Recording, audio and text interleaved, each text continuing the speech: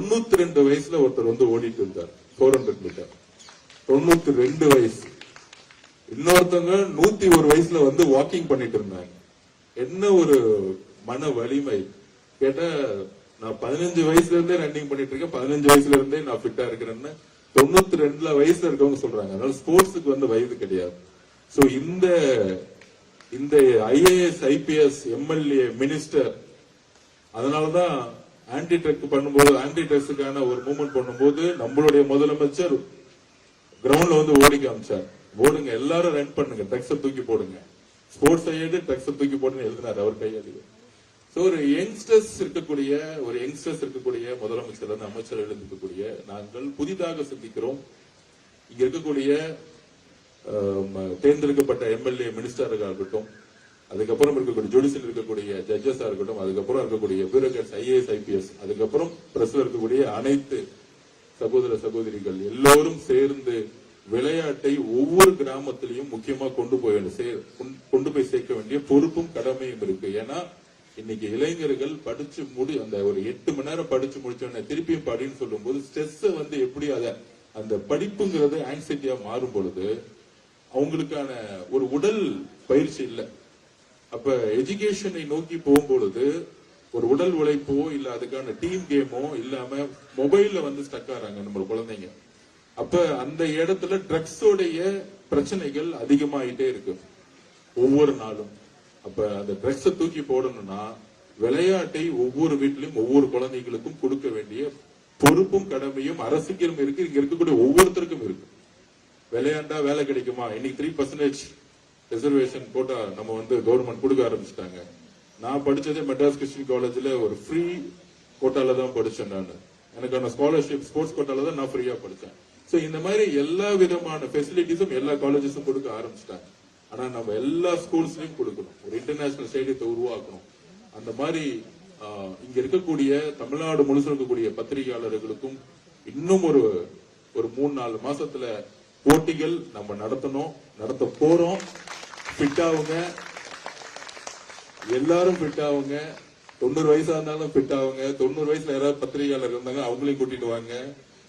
ஜட்ஜஸுக்கும் நாங்க சொல்ல போறோம், அதே மாதிரி இப்பயே சொல்லிடுறோம்.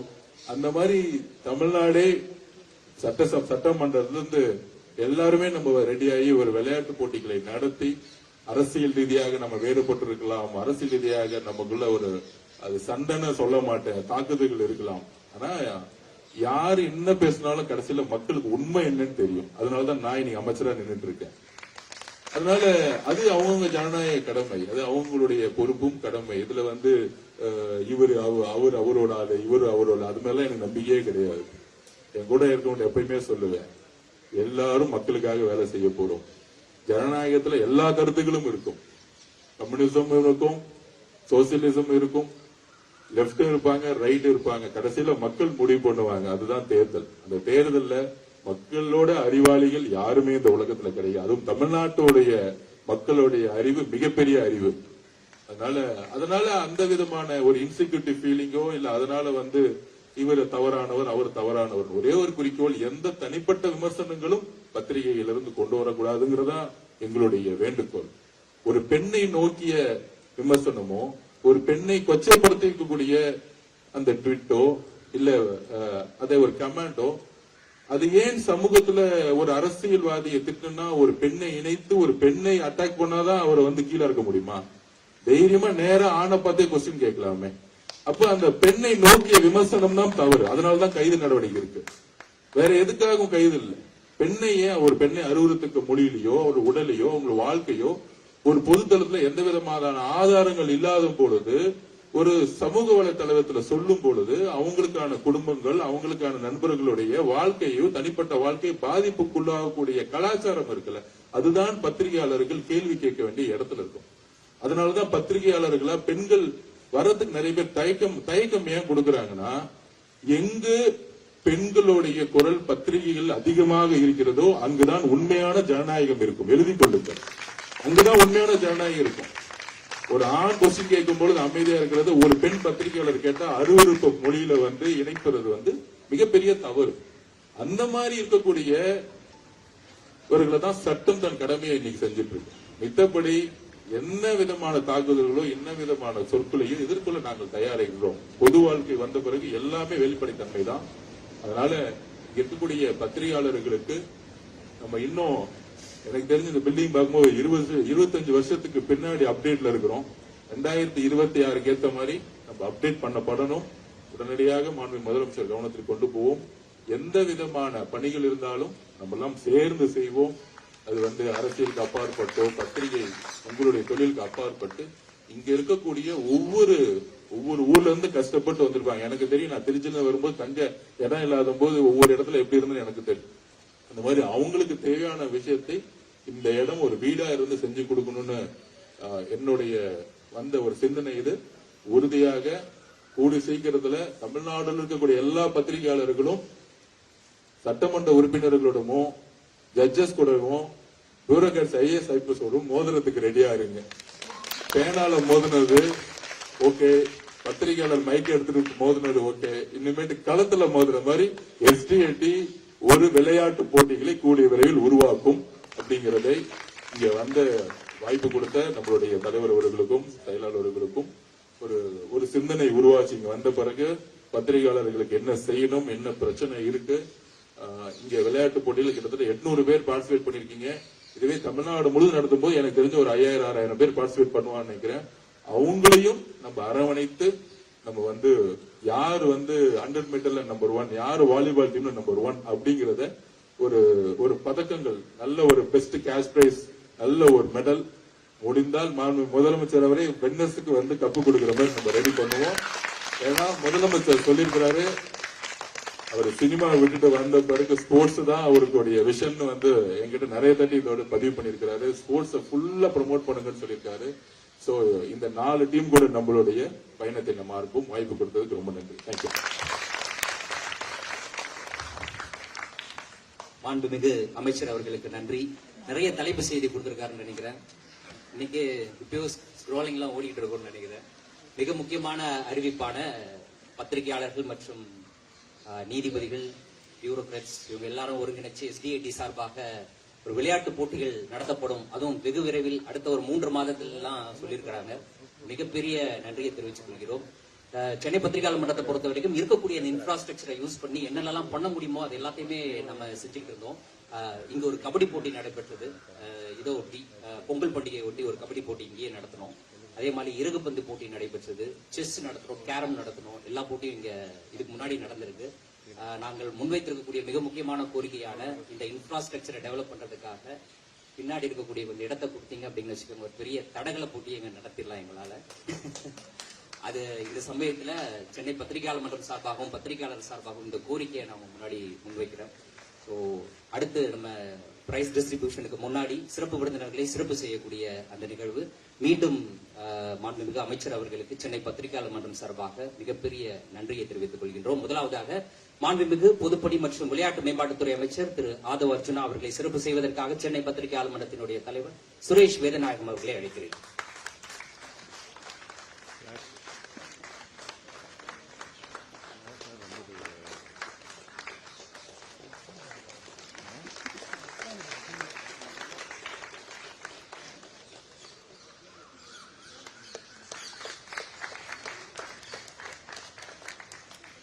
அடுத்ததாக ஜெயா தொலைக்காட்சியினுடைய முதன்மை செயல் அதிகாரி திரு PSG விக்ரம் அவர்களை சிறப்பு செய்வதற்காக பாலிமர் தொலைக்காட்சியினுடைய ஆசிரியர் தினேஷ் அவர்களை அழைக்கிறேன்.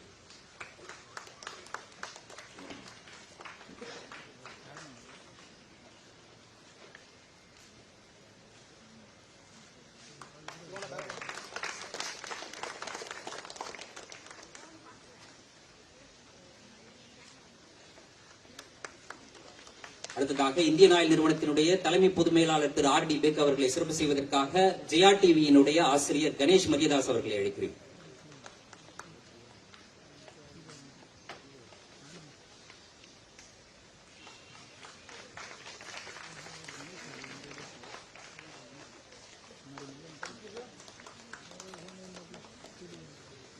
அடுத்ததாக கிரேஸ் சர்வீஸ் குழுமத்தினுடைய நிறுவனர் திரு சார்லஸ் வசந்தகுமார் அவர்களை சிறப்பு செய்வதற்காக கிரைம் செய்தியாளர் சங்கத்தினுடைய சரவணன் அவர்களை அழைக்கிறேன்.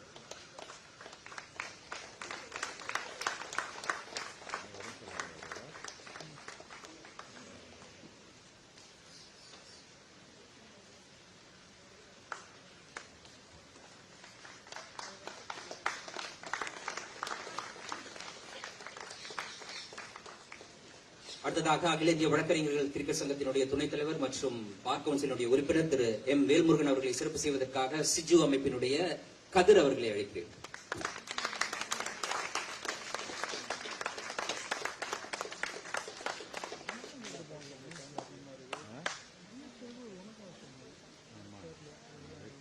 அடுத்ததாக இந்தியன் ஆயில் நிறுவனத்தைச் சேர்ந்த மகேஷ் அவர்களை சிறப்பு செய்வதற்காக தமிழ்நாடு உழைக்கும் பத்திரிகையாளர் சங்கத்தினுடைய தலைவர் சகாயம் அவர்களை அழைக்கிறேன்.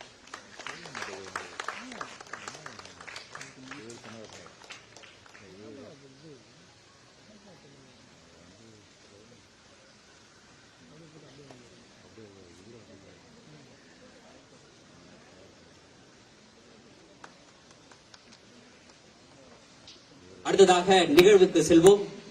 சிறப்பு விருந்தினர்கள் அமரலாம். நான் ஏற்கனவே அறிமுகப்படுத்தினது போல 52 அணிகள் 4 நாட்களாக நடைபெற்ற போட்டி. இந்த போட்டியை பொறுத்த வரைக்கும் 4 பெண்கள் அணியினர் பங்கேற்றார்கள். பெண்கள் அணியினரை பொறுத்த வரைக்கும் நாங்களும் இந்த கிரிக்கெட் போட்டியில் பங்கேற்க வேண்டும் அப்படின்ற அந்த உத்வேகத்தோடு கிட்டத்தட்ட நாங்க எதிர்பார்த்தது ஒரு 2 அணி வரும் அப்படின்னு எதிர்பார்த்தோம். பட் 4 அணியை அவங்க தயார் செய்து நாங்களும் களத்துக்கு வருவோம் அப்படின்னு சொல்லி பங்கேற்று இன்றைய தினம் மிக சிறப்பாக விளையாடி அதுல வெற்றி பெற்ற அணியினரும் நம்மோடு இருக்கிறார்கள்.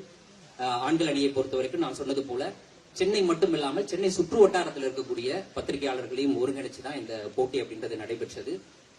மாண்புமிகு அமைச்சர் அவர்கள் தெரிவித்தது போல அடுத்த போட்டியை பொறுத்த வரைக்கும் தமிழ்நாடு முழுவதும் இருக்கக்கூடிய பத்திரிகையாளர்களை ஒருங்கிணைத்து அரசினுடைய ஆதரவோடு உதவியோடு அந்த போட்டியை மிக சிறப்பாக நடத்த நாங்க தயாராக இருக்கிறோம். அந்த வகையில் அந்த 48 ஆண்கள் அணியில் வெற்றி பெற்ற 3 அணியினர் நம்மோடு இருக்கிறார்கள். முதலாவதாக வெற்றி பெற்ற பெண்கள் அணியினரை சிறப்பு செய்யக்கூடிய அந்த நிகழ்விலிருந்து இதை தொடங்குவோம். பெண்கள் அணியை பொறுத்த வரைக்கும் 4 அணிகள் போட்டியிட்டார்கள். அந்த வகையில 4 பேரையும் சிறப்பு செய்யலாம் என்பது சென்னை பத்திரிகையாளர் மன்றத்தினுடைய முடிவு. அந்த வகையில் 4வது இடம் சிஜு விமன் வாரியர்ஸ். இந்த அணியைச் சேர்ந்த வீராங்கனைகள் அனைவரும் மேடைக்கு முன்னர் வரும்படி அழைக்கின்றோம். சிஜு விமன் வாரியர்ஸ்.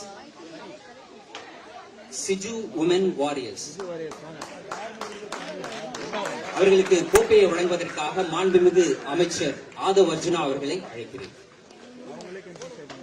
சிஜு உமன் வாரியர்ஸ்.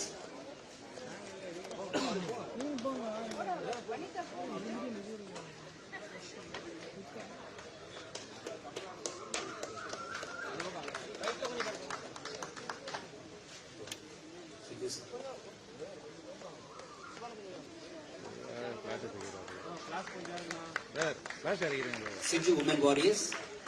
அடுத்ததாக 3வது இடம் பிடித்த சிஜு சிங்க பெண்கள் அணியைச் சேர்ந்தவர்களை மேடைக்கு வருவதை அழைக்கிறேன். 3வது இடம் பிடித்த சிஜு சிங்க பெண்கள். இந்த பெண்களை பொறுத்த வரைக்கும் பல்வேறு ஊடகங்களில் பணியாற்றக்கூடியவர்கள். பத்திரிகை, அச்சு, காட்சி என்று பல்வேறு ஊடகங்களில் பணியாற்றக்கூடியவர்கள். அவர்கள் ஒருங்கிணைந்து அணியாக களம் கண்டார்கள். அந்த வகையில் 3ஆம் இடம் பிடித்த பெண்களுக்கான போட்டியில் 3ஆம் இடம் பிடித்த சிஜு சிங்க பெண்கள் அணியினருக்கு மாண்புமிகு அமைச்சர் அவர்கள் கோப்பையை வழங்கி அவர்களை ஊக்கப்படுத்தக்கூடிய அந்த நிகழ்வு தற்போது நடந்து கொண்டிருக்கிறது.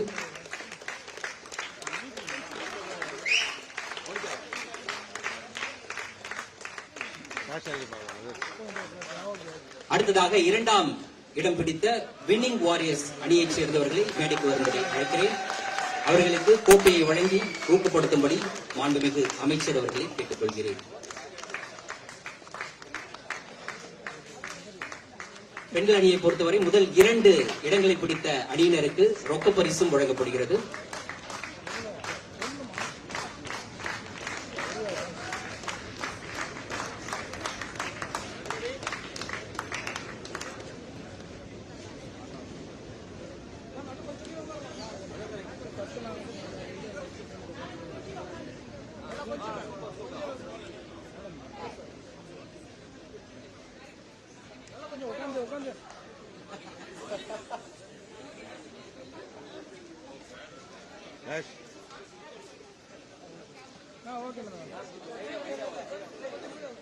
அடுத்ததாக 4 அணிகள் பங்கேற்ற அந்த பெண்களுக்கான கிரிக்கெட் போட்டியில் கோப்பையை தட்டி சென்ற சில் ஸ்குவாட் அணியைச் சேர்ந்த வீராங்கனைகளை மேடைக்கு வரும்படி அழைக்கிறேன்.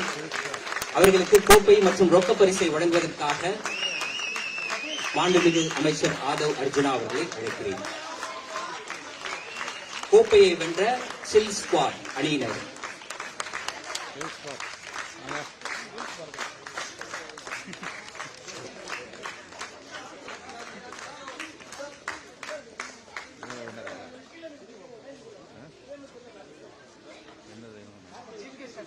கப்பு திரும்ப சொல்லுங்க. கப்பு திரும்ப சொல்லுங்க. கப்பு கப்பு ஸ்ட்ரைட்டா.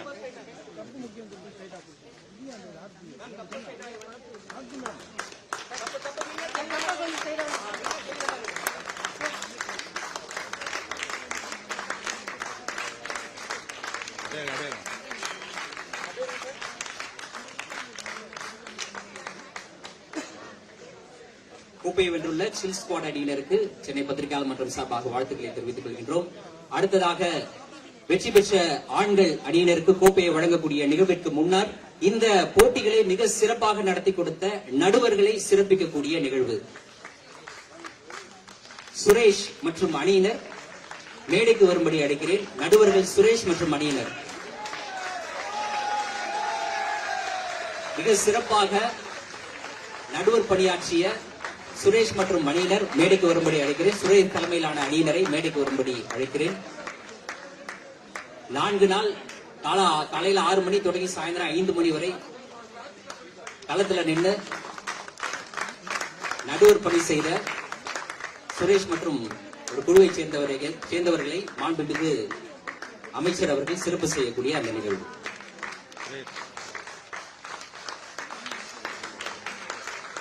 அடுத்ததாக 48 அணிகள் பங்கேற்ற அந்த போட்டியில் 3ஆம் இடம் பிடித்த ஜெயா டிவி அணியினரை மேடைக்கு வரும்படி அழைக்கிறேன். 3ஆம் இடம் பிடித்த ஜெயா டிவி அணியினர் அவர்களுக்கு கோப்பை வழங்கி ரொக்க பரிசு வழங்கி ஊக்கப்படுத்தும்படி மாண்புமிகு அமைச்சர் ஆதவ் அர்ஜுனா அவர்களை அழைக்கிறேன்.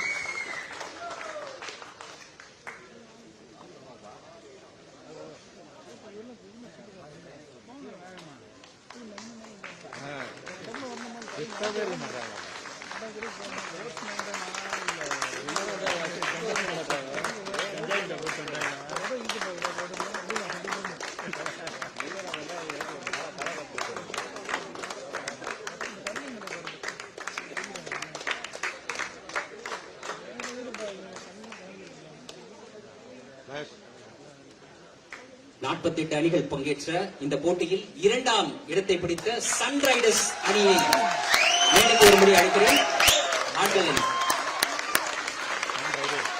அவர்களுக்கு கோப்பை மற்றும் ரொக்க பரிசு வழங்கி ஊக்கப்படுத்துவதற்காக மாண்புமிகு அமைச்சர் மற்றும் ஜெயா டிவியினுடைய தலைமை செயல் அதிகாரி விக்ரம் அவர்களையும் அழைக்கிறேன்.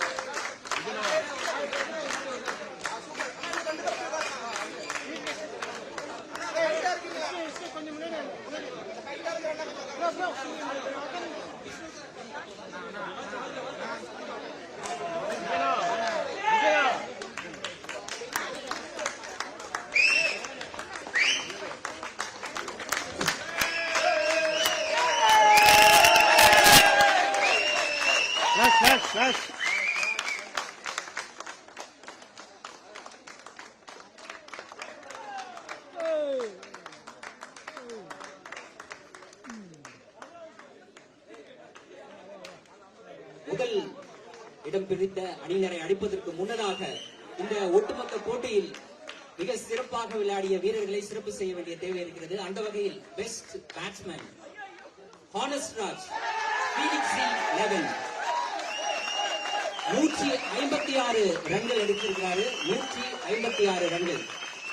அவரை ஊக்கப்படுத்தி சிறப்பு செய்வதற்காக மாண்புமிகு அமைச்சர் அவர்களை அழைக்கிறேன்.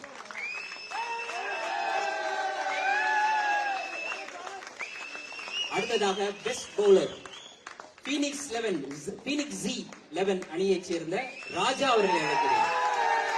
14 விக்கெட் எடுத்திருக்கிறாரு. 14 விக்கெட்.